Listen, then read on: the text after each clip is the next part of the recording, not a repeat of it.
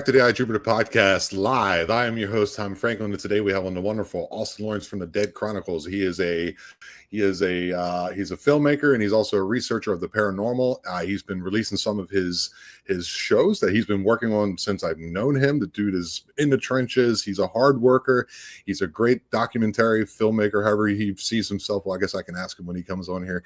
He's on the show today, and we're going to go ask him some questions about what he's been doing and about what's coming up in the future. So I'm really looking forward to that. If you keep finding yourself coming back to the show, please do me a favor, like, subscribe, comment, hit that bell notification on YouTube. Go and follow me over on Rumble, and you can also download all my podcasts in MP3 format anywhere you get your podcast.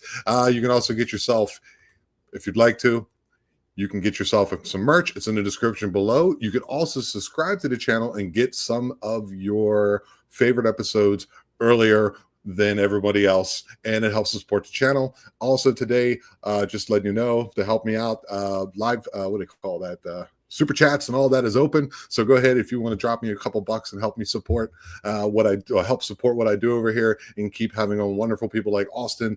I would be greatly appreciated. So with all that out of the way, let's welcome to the show a good friend of mine, Mr. Austin Lawrence. Hey man, how's it going? It's going good, kind of. Okay. We were kind of discussing backstage my situation. So the show, let's keep it real. I have had the worst bout of constipation I've ever had in my life. I've never felt so much pain. So I took a laxative about 3 hours ago, and today we're going to be playing some form of chicken. So if I happen, and Austin suggested that you guys make like little bets in the bottom here if I make it through the whole show or not, to give you some proper information. It's a little gurgly and a little painful. I feel things moving. Hi, my girlfriend. Hi, Sarah. Sarah, she's at work. Hi, that's my lady. That's my friend. She's been helping me out the whole time. So yeah, dude, it's going to be a lot of fun. And if I happen to run and you hear some screams in the background, we all know what's going on. So do me a favor, buddy. People who do not know, it's kind of an awful way to go into what you're doing, but it's fun nonetheless. Let everybody know a little bit. It's a perfect segue. That's what I was figuring. Let them know a little bit about you, dude, where they can find you, and go into a little bit about your project there, buddy. Yeah, so I'm a paranormal investigator. I'm working on my new series, The Dead Chronicles, right now, and it's kind of a more, how do I want to put it? More back to the roots, paranormal investigating type of stuff. It's not your screaming around, running, clickbait stuff. I'm trying to get back to the roots of, what the field kind of started out as. Oh, $2. Okay, so he said $2 says you won't make it, but he gave you $1.99. So I'm confused. Yeah, I mean, he's rounding up. He's using math. Thank you, Justin. You know what? I tell you what. If I don't make it, Justin, then okay. And Fisher's got a buck on it. Okay. Oh, it's been awful, guys. This is fun. Good idea. Thank you so much, Austin, for the suggestion. Thank you, Fisher. Thank you, buddy. Fisher spams the Night Watch. Go and subscribe to his channel. Oh my God, that's beautiful. God. Oh, I don't know, man. Like I said the other night, I took one and I kind of had my head down and my rear parts in the air for an hour just to let the gas out. And when that dam broke, dude, I was in there. I took a pillow with me to muffle the screams. It was awful. Wow. It was bad. Yeah, it sounds brutal. Yeah, it was. Please continue. I'm sorry. We're getting bets on the side and we're getting distracted. Yeah, a little bit. This is not good for ADD. But yeah, so trying to go to lesser known places, traveling around. Next season we'll be in 5 different states. Oh, wow. And just trying to get the stories of locations of people who were there. And it's more of kind of a documentary, I guess you could say, with some paranormal investigation thrown in there. Uh-huh. That cool. I'm sorry. I think we're all just waiting in anticipation right now. My stomach started to hurt for a second, and I'm trying to listen and look and feel the pain at the same time. It's an interesting sensation to talk to somebody while being constipated. So I'm enjoying it. So you started releasing season 1 over on your YouTube channel. Is that correct? Yeah. So season 1, kind of the pilot season, I started putting out over on YouTube. So because the series has evolved a lot, and going from episode 1 to episode 2, you'll see a huge evolution, and down the way you'll see more and more. And season 2, which I'm now considering season 1, is this all new, put together, higher quality experience, I guess you could call it. So I decided to put season 1 out on YouTube for now, and then season 2, I'm going to go with my plan of pushing out to streaming platforms and stuff like that, because season 2, I think we kind of finally dialed it in. Season 1, we're just kind of saying, let's go do some shit and see what happens. That makes a lot of sense anytime you're starting a project. I mean, this is still the first iteration of the show, for example, and there's going to be tweaks along the way.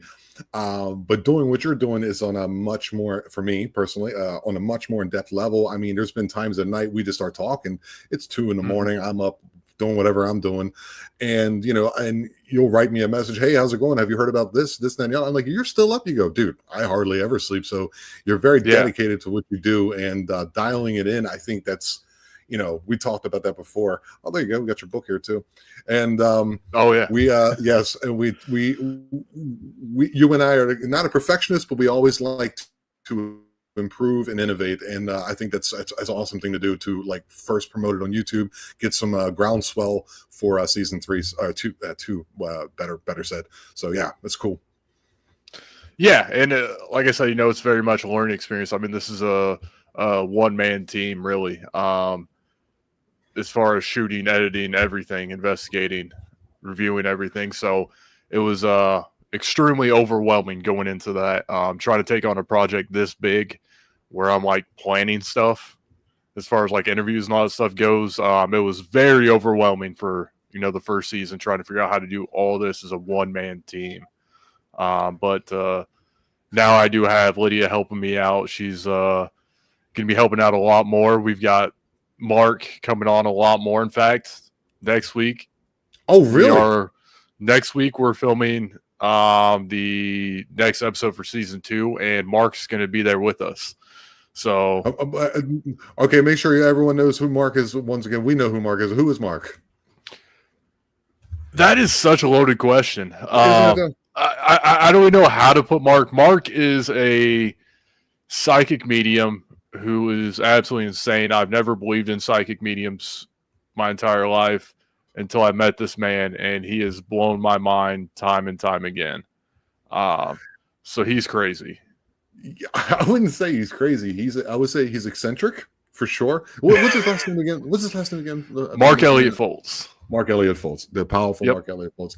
He's an eccentric man, or he wouldn't even call himself a man. He's somewhere in between they, them. He's an awesome person. Doesn't matter who the hell he is.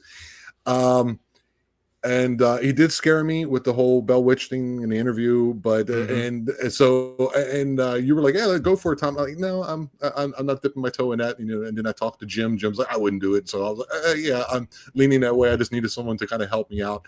But at the same time, his insights into your investigations have been crucial, haven't they? Yeah, absolutely.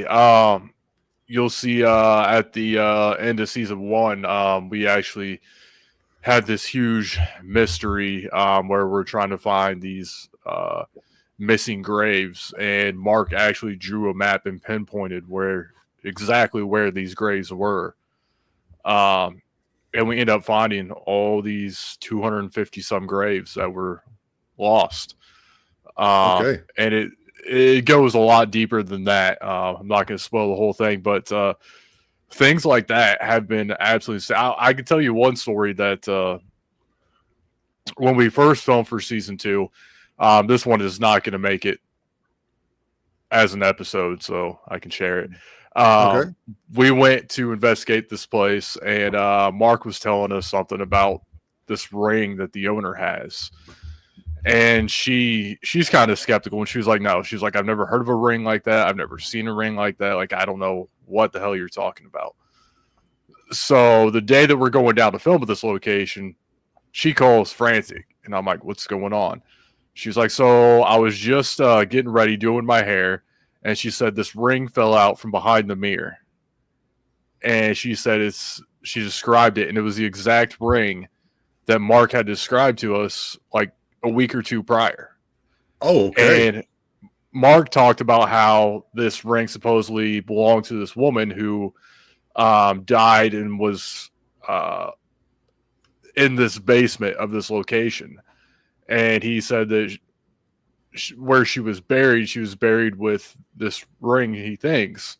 And he says it's got all this smudge all over, all this black stuff. And she said she has her like little ring washer thing, and she ran it through there like 5 or 6 times, and she still couldn't get all this dirt off of it.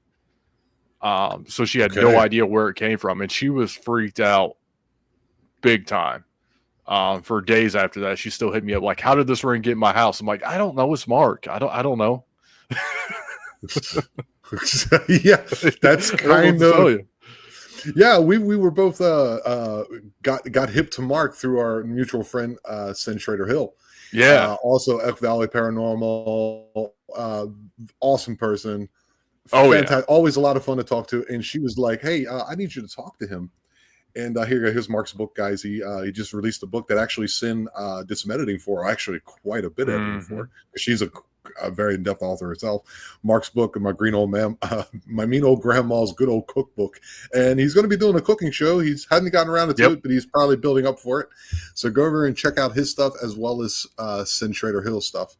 Yeah, it's kind of creepy. I do agree, Pam. It's kind of creepy that he can do that. So could you tell us a little bit I mean, I think you did. Hi, there she is right there. Hi, Sin. Hi. Sin. Hey, what's up, girly? Yeah, so okay, I think if I'm not mistaken, yesterday you had a release of episode 3. Is that correct? Episode 1. Episode 1 was it was episode 1? Yeah, that was episode 1. That must have been the trailers, dude. I'm sorry. Like yeah. It's a pain. No, you're fine. There's that pun again. Yep.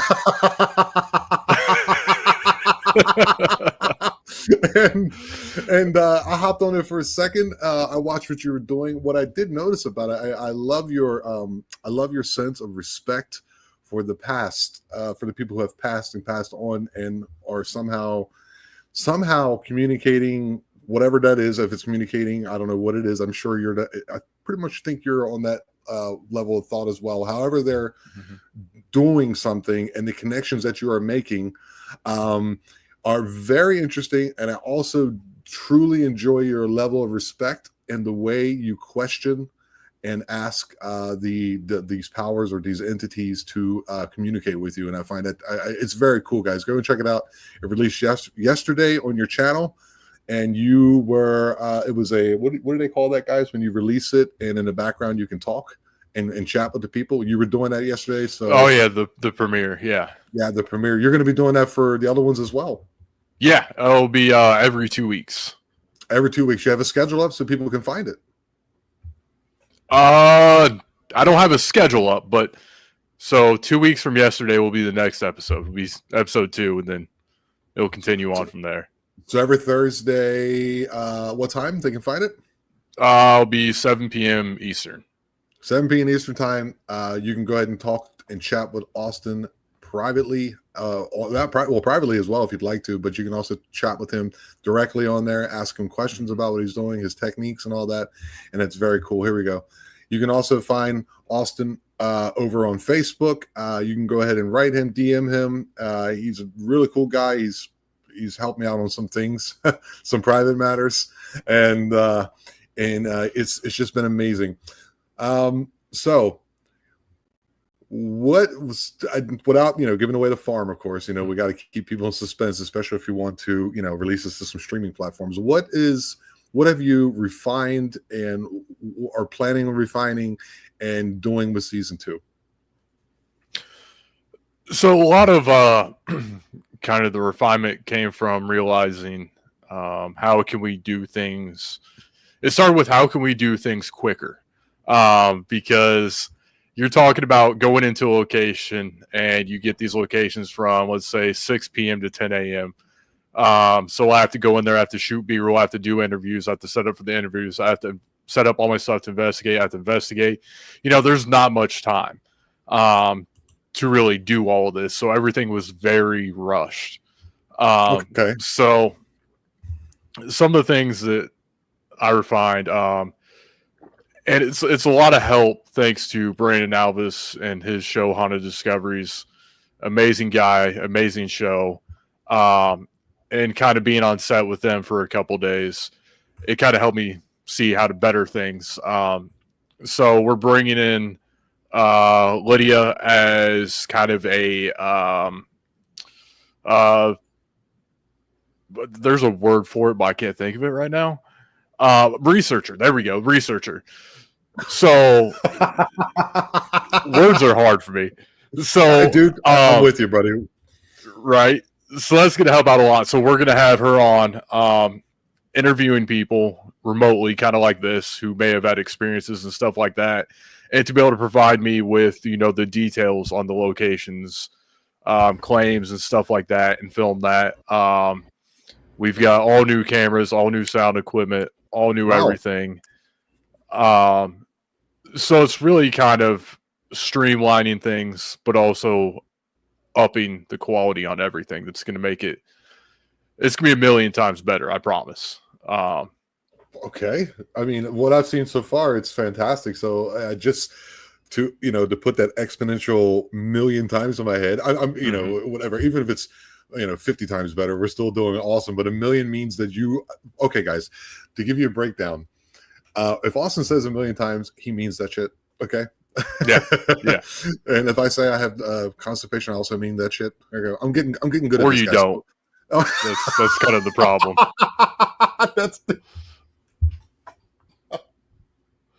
Ow! It actually hurts to laugh a little bit. So that's fantastic, dude. Now I do remember you were telling me that you had to actually go back for season 1 and actually retape some of the episodes, some of the footage, or like to do it again, kind of. Yeah, that was a bit of the struggle. Why it also took an entire year to put out 5 episodes. The first time I hired a couple people to help me film, and I got back and it just wasn't there. It just didn't. When you hire people and they've never done this before, you can't expect what I was hoping to expect. So I had to go back and refilm the first time. And then right once I got about 2 episodes done, the first 2 episodes done, my computer, actually my whole network was hacked and all my files for the show were deleted. So I lost literally everything I'd been working on for 6 months at that point. So then I had to go back and refilm some of it. And yeah, it was a very long process. And that's part of the reason why I said, let's just get this out on YouTube so I can get this behind me. Because it was a very stressful everything year. It was were you planning on taking season 1 and also putting like presenting to streaming platforms as well? Yeah, that was the initial plan. But especially after I had lost everything, there were some things I needed to change to get everything to look better and where I want it, and I couldn't because I lost everything. So it was like, well, I guess we're stuck with what we have, and what I had, it was good. I think it was good, but it wasn't good enough for me to push to that level. So, well, I think it's going to be accidentally maybe the best move for you. I mean, if we can get a groundswell for you, I mean, get on as many podcasts as you can. There's people. I'll ask Tommy Collins coming on, guys, from Let's Get Freaky. I love Tommy. Yeah, Tommy's Tommy's awesome, and he's coming on. I finally got him lined up. He's like, "Oh, I got to see what the missus is doing in the English, the missus," and I was like, yeah, and he's going to come on. So if you want me to, I'll reach out to him and a few others I know, so we can get you pushed out there the best we can with our smaller platforms. But I think it might be an accidental good thing that you had to put it on YouTube. You know what I mean? Yeah, I think so. I think, like you said, it could get that initial group of people. And I always think my grandma always told me sometimes you have to disappoint people first to show them how good you are. So, Oh, wow, I kind of have that in the bit of back of my advice. head too. Like, okay, if I put this out now, and if they're into this, then once I put out what I'm happy with, it's going to be people's minds will be blown, and maybe by then you'll be shitting yourself.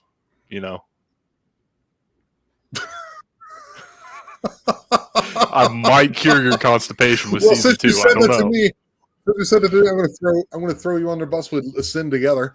She writes, Austin is the most OCD perfectionist I've ever met, which kind of leads credence to what we're talking about at the particular moment. What do you say to that? Are you an OCD person? I'm not really OCD. I want things to be the way that I want them to be. Right. But at the same time, with this series, I'm trying to do kind of like what I describe podcasts like yours and some of the others that I know, that I always say that they're very professionally unprofessional. Like it's really good to watch. It's professional, but at the same time, it's that same, like, we're hanging out, we're talking.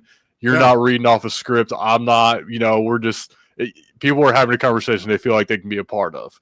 Yeah. So nailed it. I think especially in the second episode, people are going to really start to realize that, where I'll leave in mistakes or stuff like I set up cameras all throughout the location, and season 2 you'll start to see the introduction of those cameras where I'll just throw some of them on the screen, and some of the times there's some paranormal shit going on. You might hear some voices, see something happen, but I don't point it out because I really want to bring people into it and make them the investigators too. Right. Oh, that's fantastic. I want them to be able to find evidence themselves and bring them into the investigation, because sometimes they'll see stuff or hear stuff that I never did. Yeah. So guys, if you hear and see things like that Austin you might have missed some things as well. Go ahead in the comment section and write those and say, hey, admitted so and so to such and such. I seen so and so or heard such and such. Have you picked this up? Because that's a cool thing as well, man. I think it's both. That's also an accidentally awesome marketing scheme. It really is. People it's like the same for Tool. I don't know if you're familiar with the band Tool. Yep. Okay.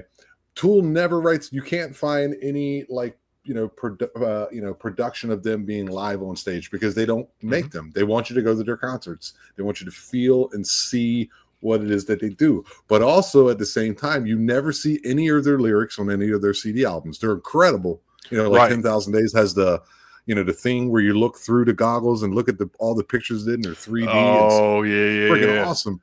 But you never see their lyrics. And when they asked, hey, what's up, Magic? Hey, what's up, buddy? What's up, Daniel? What's up? He says, okay, why don't you write down your lyrics? He says, because I want you to listen. Right. Exactly. It's an interactive experience that you're trying to create. And I think that's a cool interactive way of doing things, but at the same time, it makes people more interested in what you're doing. And it's an intended awesome consequence. I love it. Thank you. Yeah. I mean, that's just it's something that I think is important, because there's a lot of people out there too who watch this stuff because they can't go to these places, whether it be because of time, because of money, which I feel that part. There's a lot of people who have different handicaps because, these old asylums aren't wheelchair accessible. There's no elevators and stuff like that. So I really want to give them an opportunity to be able to be part of the investigation. And, I will never, ever, ever, ever say this is this. I will never even say that ghosts exist. I will never say anything like that. To me, it's all about people being able to form their own opinions and see and hear what they see and hear. And, they can formulate their own ideas based off of that. Wow. Have you been reached out to by any agencies, governmental, that would say, "Hey, let's go and look at this with you"? I know it's a No, weird question, and I'm sure the answer is no. But it's kind of trying to build a story, by saying, I think by doing it that way, maybe they'll actually reach out to you, maybe some institute or something like that. But we'll see what I happens. have a feeling if the government reaches out to me, no one will see me for a very long time. That's not true. I'll put one of those Austin Powers tracker devices on you. Once again, we're going through that orifice. I don't know. It's the bum bum bum. Hey, Mark is here. What's up, buddy? I will say that ghosts exist. Okay, Mark, that's your opinion, and I truly respect it, my friend. There's Mark Elliott. That's why I love the fact of, especially season 2, being able to have Mark, because he can say whatever the hell he wants. And it gives that nice little, not really a back and forth, because Mark can tell me, that Teletubbies exist, and I'll believe him at this point. Yeah. So without questioning it, but it's nice to have that two sides. Yeah, he's got that sway on us too, dude. Where you're just like, he's like, hey, by the way, lizards exist, and then one pops up in your shower. You're like, you know what, Mark? Let's not do that anymore. But I believe you. So yeah.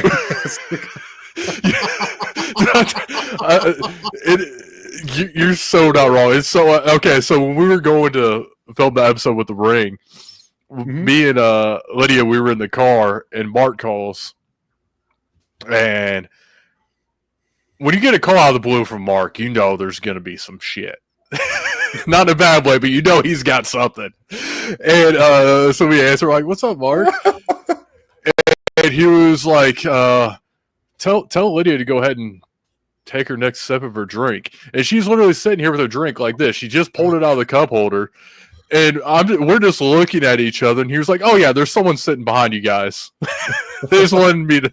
Like, and there he goes. Right. Oh gosh. Hey guys, hit me up and let me know if you want to have Mark back on. We'll bring him on alive, and you guys can ask him some questions. Go ahead and write me in the messages, or go ahead and write me in the comments below, and let's get Mark on here so you guys get to meet him again. It's been a minute. Oh Lord. Yeah, there's somebody behind you. Did you look back behind you? Yeah, we didn't see anyone, but then he described this crazy like monster thing. And we're like, okay, cool. I feel better now, Mark. Thank you. Yeah. Thanks for that. And then did you call him later? Goes, did they follow us into the hotel room or the Denny's or whatever? Right. Oh man, yeah, it's always entertaining because there's always something, and he'll always, if you like, there'll be times where I'll have something going on or something will happen, and he'll instantly call me, and he'll always say, "Yes." And I'm like, "You called me." He was like, "Yeah, I know, but I'm supposed to. What's going on?" And I'm like,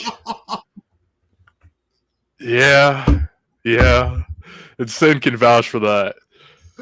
Oh, he actually wrote me, dude. He's an awesome person, dude. He's an person. He wrote me like out of the blue, like I don't know, maybe a couple weeks ago. I was feeling a little down, my job's changing, and a little less money, and I don't know what it was about in particular, but he wrote like, "I've reached out to the spirits. They told me to stay the course and do not stop what you're doing. Your purpose is meaningful," kind of thing. And I go, "You want to give me more details than that?" He goes, "Nope, they didn't tell me any more than that. Bye." Like, what am I supposed to do with that? But at the same time, it's and he's so nonchalant about it. He'll be talking about making hamburgers for him and his husband, and he's fucking chilling and whatever. And next thing he turns around and goes, "Oh yeah, by the way, blah blah blah," and it just blows your mind. You're like, "Well, what are you doing, dude? You're awesome, and you're scaring me at the same time." Yeah, it's absolutely wild how because like even going out and investigating, I struggle with what I experience because I'm like, this is insane. This stuff doesn't exist. But for Mark, it's just life. So it's just such a nonchalant, like you said, thing. It was just, have a normal conversation, quote unquote normal, and then he'll just slide something like that in. And you're like, wait, you can't just throw me into that. There's got to be some sort of transition there. And he was like, why? Yeah. And you're a man in your mid-30s, right? Something like that, right? Yeah. I'm in my mid-40s, and throughout life you meet people and they're like you can kind of put them in like boxes. You're like, okay, this is this personality, this is kind of dude. Yep. You know what I mean? There's this, there's that, and they kind of are like this. But with him, you're like, dude, there's no box for that guy. Why would you even try to put him in a box? He is whatever, he's an apparition, or not apparition, aberration. It might be apparition. This could be like the Sixth Sense. He might have been dead this entire time. Oh, so he's the Bruce Willis of our little universe? Okay, fair enough. Might be. I don't know. At this point, I don't question anything. And the cool thing about it is that being who you are, you were skeptical of him at first, and I think that lends so much credence to who he is as a person and as an individual and as a spirit of sorts. He's awesome. Yeah, no, he really is, and I tried everything in my power to try to get him to slip up. Especially when I first started filming and he decided he was going to do this, I was like, Sen, there's no way. So he added me on Facebook, so I started posting about the locations I'm going to and all the history and stuff like that because he didn't want to know anything about him. So I'm posting all this stuff on Facebook. But the thing is that I'm posting about locations that I never went to and I wasn't going to. Right. And he didn't take the bait at all, period. Just bye. Yeah. And then I talked to him, and he was like, no, all that stuff's bullshit. You're not there. And I'm like, okay, Mark. Okay. And it's always entertaining. It's the most entertaining to go to places where the place I was talking about earlier with the ring and the monster and all that other stuff. She was talking about all the stuff that these other psychics have said, and Mark's on the phone with us. He was like, "Oh God," he was like, "Yeah." Oh, yeah. And he also does that secondary voice. He kind of does like I think I mentioned it before. He does like that one comedian where he's talking to you in one voice, and then he does this other voice where he's got a southern drawl. Yep. He's got a twang to him.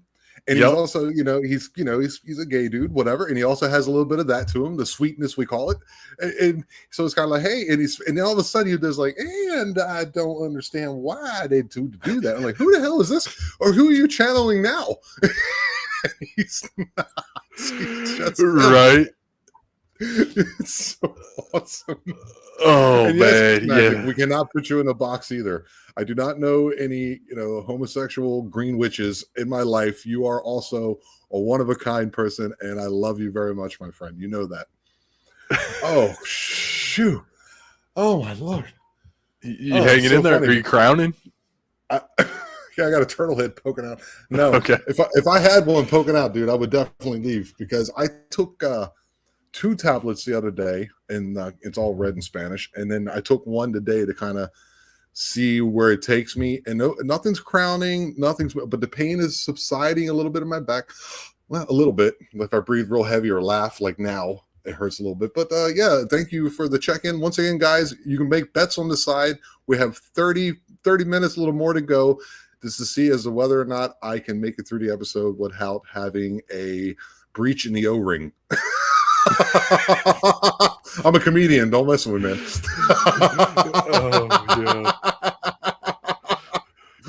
Oh man, I don't even know where we go from here, dude. Tell people a little bit about yourself. Where are you from? You know what I mean? What got you into this? Or like, did it just were you born in a haunted house, or what happened to you, dude? What happened to me? That's a good question. Sorry, I didn't mean to like touch on something.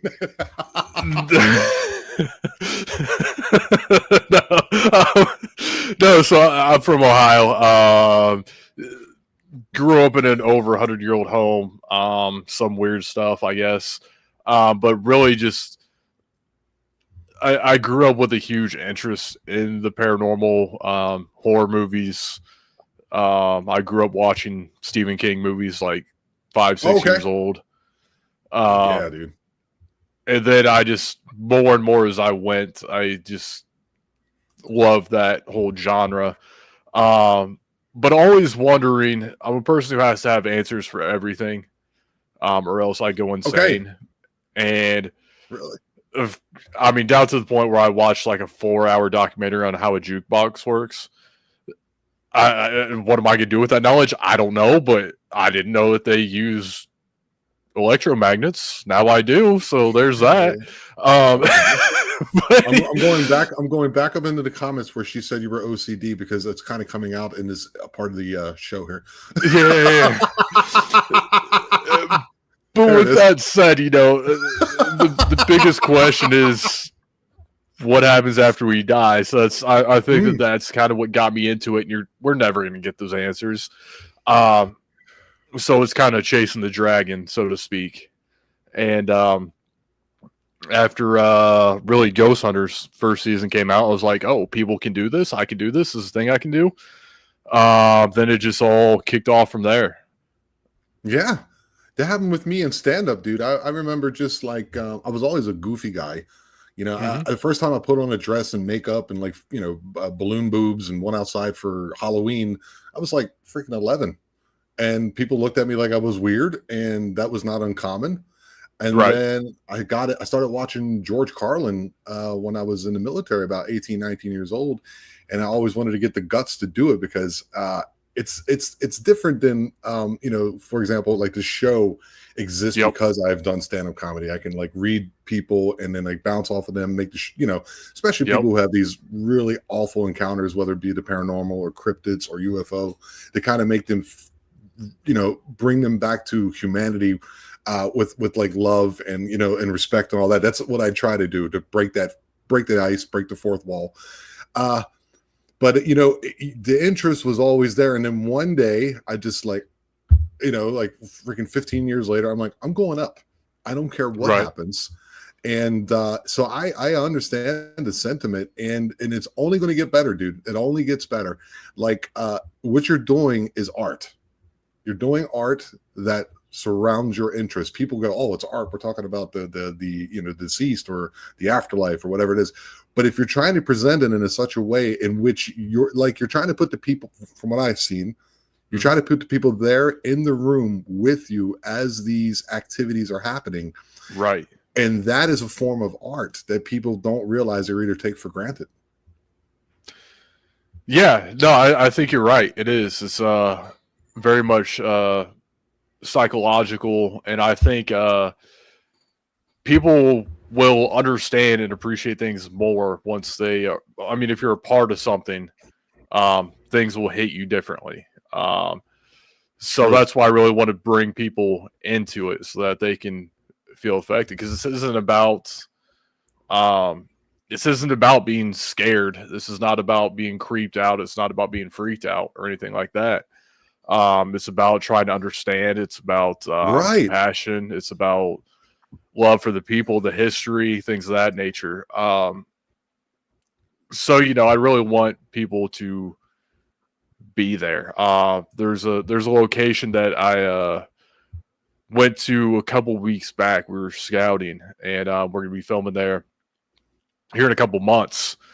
And that place was one of the most difficult places to be in because you could just feel it. It was the most sad, depressed, death, loneliness. It was rough. And that was a place. So I had an experience there that I ended up having to walk out and call Mark. Like, Mark, what the hell's happening? Because I went down this hallway and it just led to nowhere. And I'm like, this is weird. And I started kind of feeling something. And then my entire body started vibrating at like this very high frequency.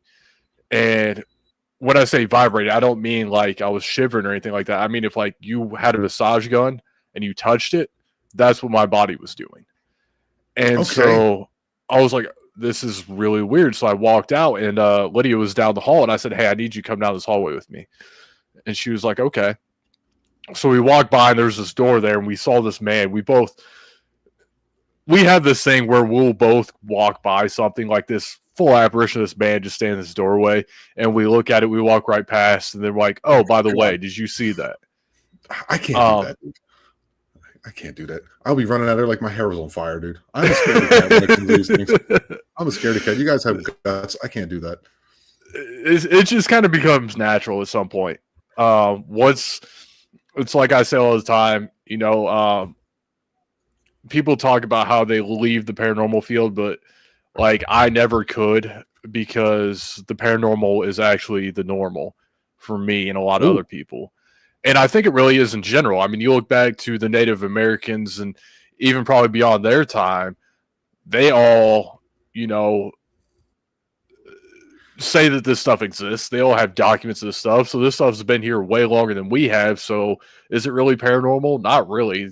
We're kind of the paranormal in a way, right? Like we're the new kids in town and this stuff's what's like always been here. the like maybe two sides of the same coin, or a the yin and yang Yeah. is kind of a weird one, but the yin and yang being interconnected, not dark and light, but kind of both existing at the same time. And one maybe like when you do your investigation, are you getting like intelligent answers sometimes where like they can respond back to you and you feel like they're actually talking to you, so they're trying to be aware of your existence as well? Yeah, there's some places where we definitely get one of the ones that hit me the hardest. So the fifth episode is going to be at the asylum, but this part didn't make it in because this was from the first time we were filming, and the first time I felt I hired those people, one of them forgot to turn the audio off on the camera, so I had like 12 hours of video with no audio. So this part didn't make it in, but I'm having a conversation with this thing that claims to be this little boy named Noah, and he died at a very young age at the asylum. And I've had lots of interactions with a really cool kid. And so I'm having this conversation with him, and I ask him if he knows how old he is. And I have a couple devices set up. I'm like, use this one for yes, use this one for no, type of thing. And he said he didn't know how old he was.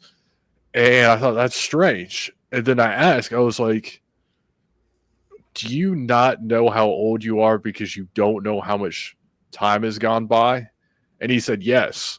So here is this 9-year-old kid who had died years and years and years ago, who's aware of his death, is still existing as a child, but knows that time has passed. So he knows he doesn't know how old he actually is because he doesn't know, how much time has passed since he has. So it's really Right. wild to see things like that. Can I ask you about, okay, you delve, we've talked about this before, you delve deep into the history of, you find a place that you're getting contacted by how are you getting these contacts? Who is reaching out to you to come to these places and check them out? So usually it's rare that people kind of reach out to me. These locations just kind of find me. It's very strange. It's Okay. as if they come to me. Especially when I talked about starting the second season, I was like, oh man, I need like 12 locations. This next season is gonna be 12 episodes. And within like a couple weeks, we had all of it. And these were all locations that we never knew. And I'm never going out there actively like researching for places. They all just kind of come to me, and I don't know how. I don't know why. Interesting. Yeah. Interesting. We can formulate the idea that you are now, because it was kind of leading into the question I had. You were talking about the palpability of negativity in this new location that you were Mm-hmm. out. Like the one I remember in particular was about, it was like a woman at a place, and she was claimed to do bad things, and it was kind of like the story. And that's what you're going in. You're going in. That's what the Chronicles are about, guys. He goes in. Correct. He actually asks the things that are still there, or spirits, whatever, ghosts, whatever you want to call them, and to get their story. And you show a lot of respect. So have you? My question is, I guess, is have you been able to notice a difference? Like you go into a place and you feel this palpable negativity. You ask these spirits about their experiences in life and or death and what has happened since then. Have you noticed a change in the environment when you do this? There has been, at the asylum especially, a massive difference in regards to that woman that you were talking about. She actually ended up taking her own life in her room. And Mhm. in her room, there was always this overwhelming sadness to the point where people would go in there with maybe not even knowing the story, and they would come out sobbing and they would say, I don't know why I'm crying right now. But after filming there, and then Mark did kind of a rescue out there, that whole room has completely changed. Wow. Um, and it's no longer this sad and depressing place. And it's so crazy, man. It's so crazy. And we actually, not long ago, we were walking down there, and it was one of those things again where we just kind of walk by and see something, but we were walking by and we saw this man sitting in the chair across from her bed with kind of his head down, and that was something that no one has ever seen. And it just makes me wonder, because they said that she was always trapped in this room because she was trapped in this depression, and that's what really hit me, Oh, because wow. we've all had our bouts with depression, but could you imagine being Absolutely. stuck in depression for eternity? Like, and that's why she stayed in this room. And afterwards, the energy kind of fades away, the negative energy, and now we have this man sitting there almost like he's longing for her. um I don't know, it's Okay. just it's insane. And that's what I'm really kind of trying to do, is help I think out, that's awesome. because way too many people go in there and they prod and they poke, not realizing that these are human beings. And especially if it's a human being like her who is stuck in a place for eternity with no one there to help her, and everyone's just negative, and you know it's terrible, man. Or like talking through them instead of to them. You know what I mean? I'm sure Correct, there's been yes. right. There's probably been other, quote unquote paranormal investigators in there asking personal questions without actually getting to know the entity or the person or the woman first. And Right. and you don't do that. No, or asking, how'd it feel when you died, stuff like that. Like, come on now. Yeah. Yeah, that is weird. I mean, it would be something that you would want to know, but you wouldn't like lead off with that even in the first Right. couple encounters with the entity. Maybe through time, and there's like, there's this positive feedback loop, or there's a connection that you guys are making. Then eventually you can say, on this day that happened, what were you feeling? And then if you don't want to answer that, that's also fine. I'm sure that's what you do as well. It's Yeah, like you're having a legitimate conversation with a person. That's what you're trying to do. absolutely. And I've definitely noticed, especially again at the asylum, because I go there quite a bit now. And after all that we've done, now it's totally different. Now Mhm. there's more spirits that are coming out. I've seen two or three apparitions since then, that not many people, or if anyone, has seen. And as soon as I go in there, it seems like there's always more and more activity. Like, they're coming out now, and Wow. it's like you kind of join into a family. It's building those relationships. That's fantastic, dude. So we have an actual question from my wonderful moderator, the best in the world. She says, Austin, do you have any gifts or abilities? Or do you feel that? Uh, I mean, it depends who you ask. I say no, not really. But I think we as humans all have a level of abilities. Well, And I think that Mark says you do. So we're gonna have to lean on Mark on this one. Sorry, Austin. I know you're being, what's it's the all word I'm right. looking for? Not coy, not guarded, but kind of like, you don't want to boast yourself by saying that, and at the same time you're not sure and you're just being honest. But if Mark says he does, you probably do, buddy. But I mean, I think it's also one of those things going back to evolution, when we were living in these little huts and living in caves. We had these traits where we could tell if there was something looking at us, if there was something lurking in the shadows, if we were being watched, because it was either realize that or the bear's going to kill you. And I think we still have those traits as we've evolved, and I think that really kind of goes into the world of the paranormal. And that's a big reason why, and a lot of people ask me, why don't you investigate during the daytime? Well, I do, but I like to investigate at the night with no lights, just night vision cameras, pitch black, because it's dead silent, it's pitch black, and I feel like you get back to those evolutionary traits. I feel like you can start to sense things better. I feel like you can start to hear things better. Sense. And it's kind of, it's like a deprivation chamber type of thing. Gotcha. Yes. Where you can pick up on those things a lot better. And that's why deprivation chambers, man. Have you done that? I have not. I'm kind of terrified because I don't want to be caught alone with my thoughts and whatever's going in my mind. I want to do it. I'm into that. So that's where we different. As long as there's no entities outside of the deprivation chamber or come in and talk with me, I'm okay. I'm fine with exploring my consciousness to the best I can. Yeah, my luck, I'd be locked in there for an hour with an incubus and with an incubus. Well, it would just be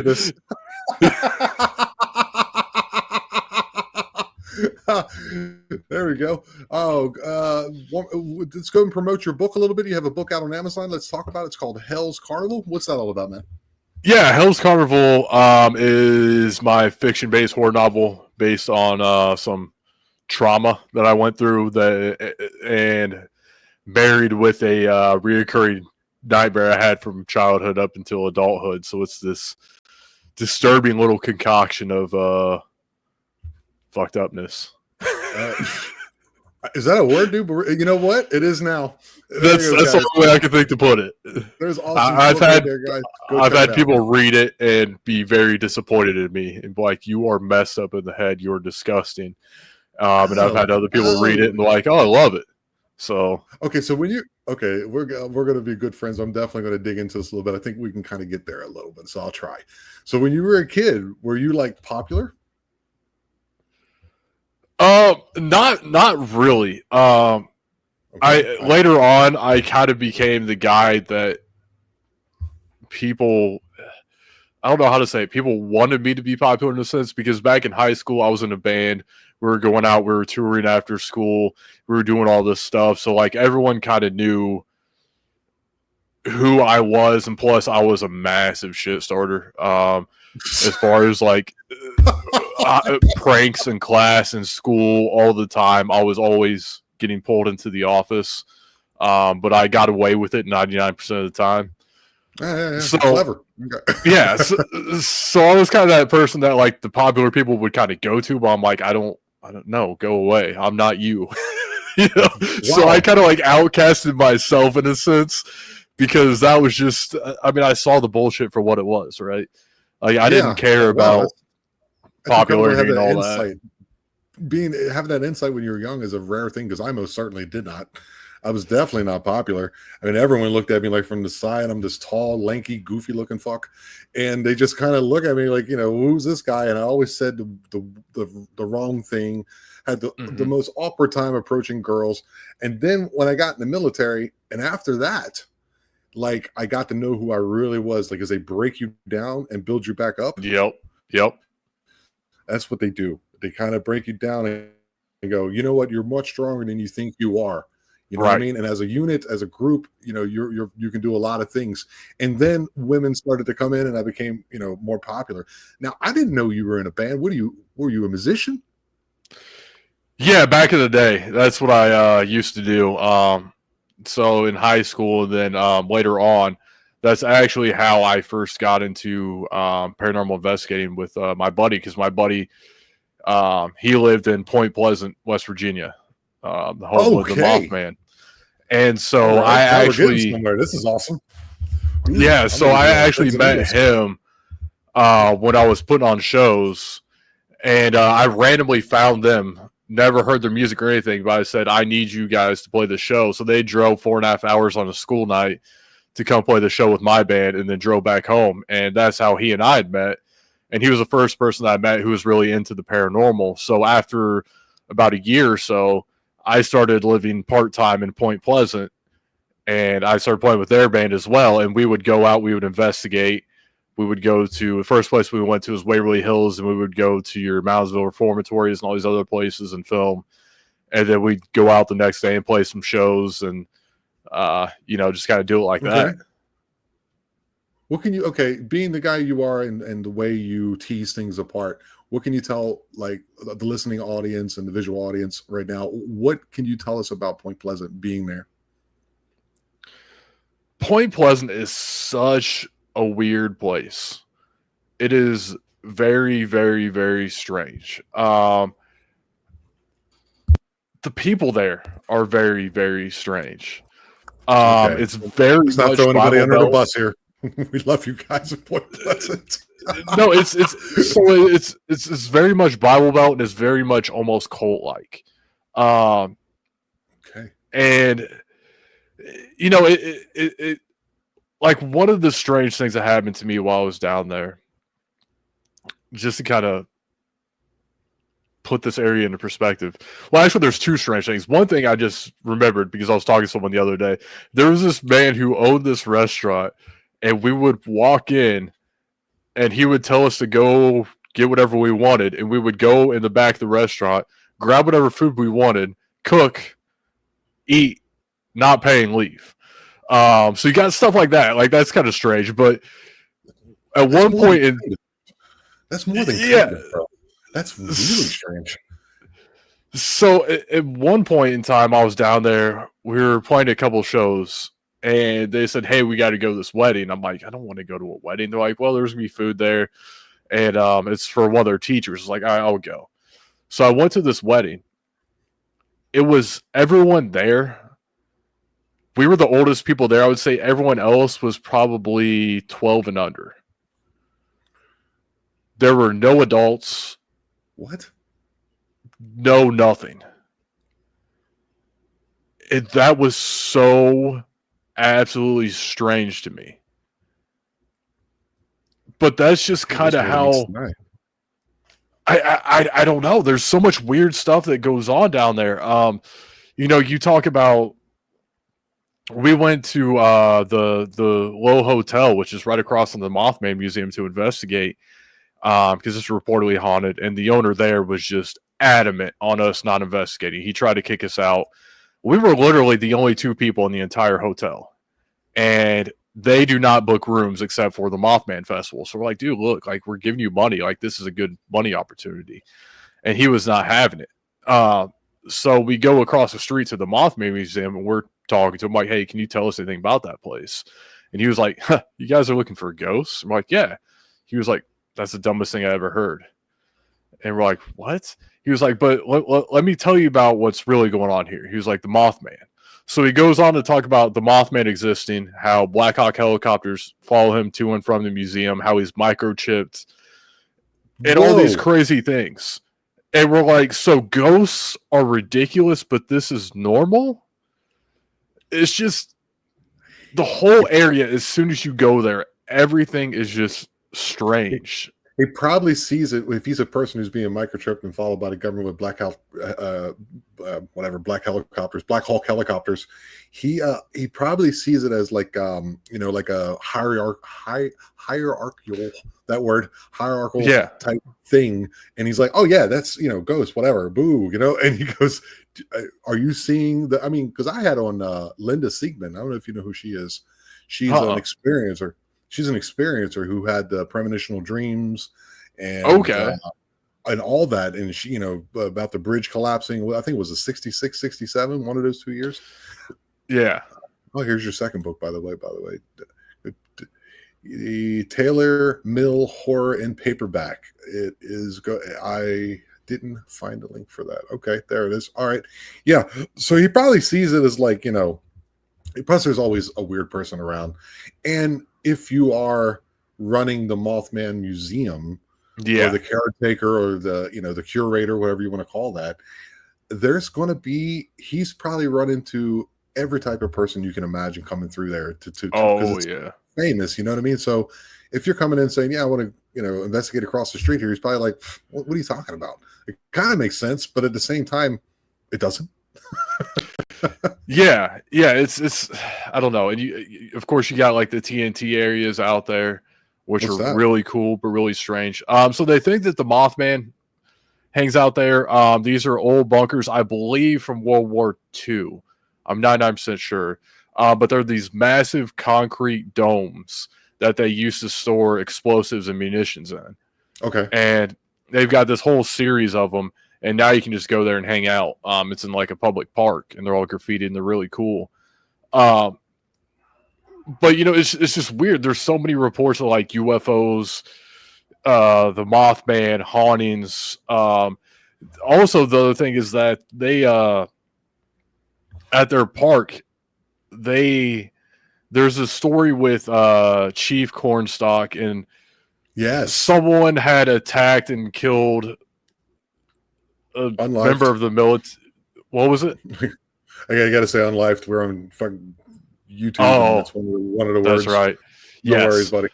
A member of like I believe it was a military or something like that. So they went back and they beheaded him and put his head on a pike in the middle of this park. And now they believe in the Cornstalk curse that they blame everything on because it's just there's so many strange things that have happened there, especially being right on the Ohio River where a lot of captains would go to and a lot of captains would disappear, never come back type of thing. It's just a high level of strangeness in that area. And it's not just the people. It's the feeling that you get when you're there. Everything is just really strange. The other weird thing about Point Pleasant is you can go out to a shooting range all over. They've got all these ranges everywhere that are owned by the government that you can just go to anytime you want. So you think it's which is awesome. Higher than average like amount for a small city like Point Pleasant? Yeah. And you can just go down a road and be like, hey, here's this range from the government, whatever. And then you just walk right up anytime you want, and you're good to go. Like I've never seen that before. That is odd. That is so odd. It just makes you wonder, like, especially since it's from the government and it is old, put there by the military. What are they doing? It's almost exactly. It's like they're training people, right? Like, don't get me wrong. We spent plenty of time there, and I appreciate it. But it's just really strange that they have these out in the hills and the valleys, and I don't know. Yeah, because she was also Linda. This is a year ago, guys. This is back in the old days when I was on the Lost Frequency. She was talking about the Men in Black there too. Like they just showed up at her house and that. Write in the comments below, guys, what you think that could possibly be. My first idea is that the government's like telling you, hey, this is a place of interest and be prepared for something. That lends itself to so many ideas. Looking back, it almost, not to get too crazy, but it seems like that entire town is a giant government experiment. From the way that the people are, like I said, that you can tell the people are a little bit off, in a weird way. Not saying that they're not. There's just something that you can sense with a lot of the people there, and with all these ranges and just the interactions. It's almost like I felt a lot of the times like life wasn't real down there. Like I was dealing with, like I was living in a dream or a simulation or something, because almost like the Truman Show. Just because of kind of interactions that I was having with people that were just so out of the ordinary. But it was, I don't know how to explain it. Wow, dude. Okay, coming up after me, guys, in about a half hour, we're going to have Magical Journeys podcast is coming on with Anna Kaywood Jones, Kentucky, awesome. Cryptic Kentucky. Awesome guest, awesome episode right up after this. And Mark also mentioned Adams, Tennessee. Now, I know you know what is famed in Adams, Tennessee, of course. Adams, Tennessee. Remind me. Adams, Tennessee is where the Bell Witch situation happened. Okay, And that's right. Okay. Yes. That's and he's once again Mark has channeled the Bell Witch. I actually have an audio clip of that, which scared the living bejesus out of me. And he told me, "I know you're scared a little bit." That's how he talks, and he's absolutely true. It's just that there's someone also wrote it's possibly like an MK Ultra thing, kind of like what's that area? Like Montauk on Long Island. Right. It's just one of those places, or even Roswell, where there we go. I got this cool little button I can click on if I cough or someone makes a loud noise outside. That's why I bought the mic. Yeah, it's just one of those places that's in it's a time slip place. He's talking about Adams, Tennessee. I guess I'll tell you what, Mark. Let's have an episode where we talk about that. I'll write you. That would be interesting. Let's talk about Adams, Tennessee. That would be a really cool episode. I didn't know anything about the time slip. Okay, cool. There's somebody I can reach out for an episode right there. Oh yeah. All right, man. So tell us a little bit. Once again, tell us a little bit about. Okay, so it's every Thursday at 7 p.m. Eastern time. You have, I believe you said 5 episodes. Every other Thursday, 7 p.m. There's gonna be 5 episodes for season 1, and then we're working on 2. It's gonna be 12 episodes for the next one. So, okay, just, go check out the Dead Chronicles on YouTube and follow on Facebook if you need to stay updated. That way, I can get more of a schedule. I work night shift on a rotating schedule, so I never know what day of the week it is. So that's why I'm terrible at telling people. I was wondering how you financed all this, and okay, that's why you're up at night. That explains a lot. Yeah. Yeah, and there's no timeline, I'd imagine, for season 2, but because you're going to go ahead and get it out to everybody. And do me a favor, guys. Here it is right here. Here's his YouTube channel. It's called The Dead Chronicles. You just type that in into your bar and look for Austin Lawrence. It's got this cool logo, as you can see right there. Austin has his logo up to his, I think it's his right shoulder, but it's almost in the middle of the screen.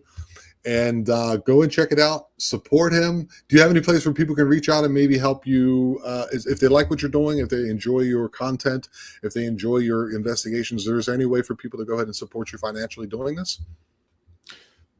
Financially, no. Not yet. Well, like I said, hopefully the next season we'll get something going.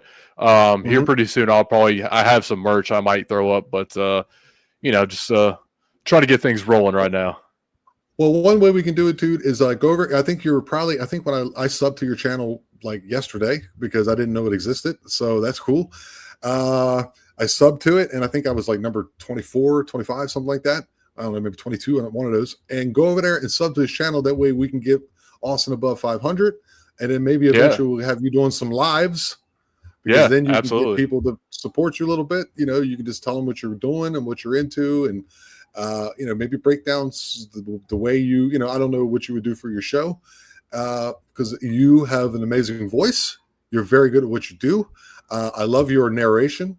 I've listened to your narration. You have a great voice. Yeah, dude, awesome. We already I think we got you a couple subs. Here we go. We got a nice sub. Thank you, Red Tip Savage. Amazing. Appreciate that. Yes, like, subscribe, and share the channel.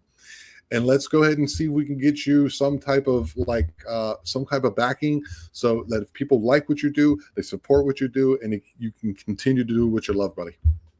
I appreciate it. That'd be amazing. Okay. And on the bad news side, guys, I have not pooped myself, and I do not. I do feel it building. It's kind of like the Mount St. Helens of my intestinal tract at the moment. I was born in 1980. There's a nice little connection there too. Okay, it's coming full circle. It's coming full circle. Yeah. Austin is amazing. Thank you so much, Sin. I'm going to have you back on a 2 again, sweetheart. I appreciate you. I love you too, guys. Thank you so much, Austin, for coming in today and helping me out. Yeah, dude, it's always a pleasure. Let me make sure I get my stuff lined up here. No, I'm not under style. I'm under media assets. And I hope to see you again soon, buddy. And we'll promote you the best we can. And stay active on my groups and Facebook. Whenever you promote something, if you get a chance, or one of my moderators can grab it and pop it up onto Facebook. And we'll get you out there, buddy, okay? Absolutely, man. I appreciate it. Okay, guys, if you enjoyed the show and you enjoyed Austin, please do all those things. You can also follow me on Instagram. I don't know. It kind of switched on me. I changed my phone, so I have two Instagrams over there. If I'm not answering on the one, try the other, and I'll write you back. It's either Tom Franklin or the Eye of Jupiter. I think it's the Eye of Jupiter one is the new one. And you can go ahead and find me. I think I'm on TikTok now. Yeah, I'm on TikTok. You can find some shorts and stuff on there. Go ahead and support the channel any way you can. I appreciate each and every one of you. And remember, we are the Eye. We are aware. I love you all, and have yourself a good weekend. Later. Bye, Austin. See ya. See ya.